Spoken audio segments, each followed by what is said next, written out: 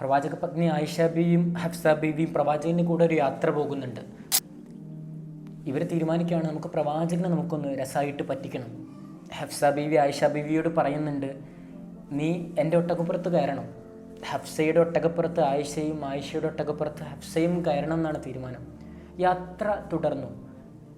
വഴിമധ്യ പ്രവാചകൻ സലാം പറയുന്നുണ്ട്. ഹഫ്സ ബീവിയാണ് സലാം അടക്കുന്നത്. പ്രവാചകന് മനസ്സിലായിട്ടുണ്ട് ആയിഷയുടെ ഒട്ടകപ്പുറത്ത് ഹഫ്സയാണ് ഇരിക്കുന്നതെന്നുള്ളത്. പ്രവാചകനൊന്നും പറഞ്ഞിട്ടില്ല.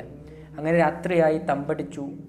നേരം പുലർന്നപ്പോൾ ആയിഷ ബീവി പ്രവാചകൻ്റെ ചാരത്തേക്ക് വരുന്നുണ്ട്. എന്നിട്ട് പ്രവാചകനോട് പറയുന്നുണ്ട്, അള്ളാഹുവിൻ്റെ തിരുദൂതരെ, അങ്ങേ ഒന്ന് പറ്റിക്കാൻ വേണ്ടി രസമായിട്ട് ഞാനൊരു കാര്യം ചെയ്തിട്ടിരുന്നു. അങ്ങ് അറിയോന്നറിയില്ല, ഹഫ്സയുടെ ഒട്ടകപ്പുറത്ത് ആയിഷയായിരുന്നു ഉണ്ടായിരുന്നത്, ആയിഷയുടെ ഒട്ടകപ്പുറത്ത് ഹഫ്സയും. പ്രവാചകൻ ഒന്നും പറഞ്ഞിട്ടില്ല.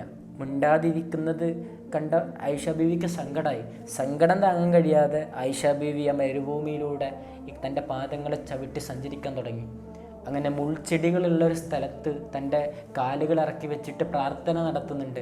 എന്നെ ഒന്ന് ശിക്ഷിക്കണം, കാരണം പ്രവാചകൻ്റെ മനസ്സ് ഞാൻ കാരണം വേദനിച്ചല്ലോ എന്ന് പറഞ്ഞിട്ട് സങ്കടപ്പെട്ട് കരയുമ്പോൾ അവിടെ നിന്നാണ് പിന്നിൽ നിന്നും തൻ്റെ തോളിൽ ഒരു നനവ് സ്പർശിക്കുന്നത്. പ്രവാചകനായിരുന്നു. തോളിൽ തട്ടിയിട്ട് ആയിഷ ബീവിയോട് പറയുന്നുണ്ട്, ആയിഷ, ഞാൻ മാപ്പ് നൽകിയിട്ടുണ്ട്. അത് പരസ്പരം രണ്ട് മനസ്സുകൾ ഒരു മനസ്സിലാക്കലായിരുന്നു, പരസ്പരം അറിയലായിരുന്നു.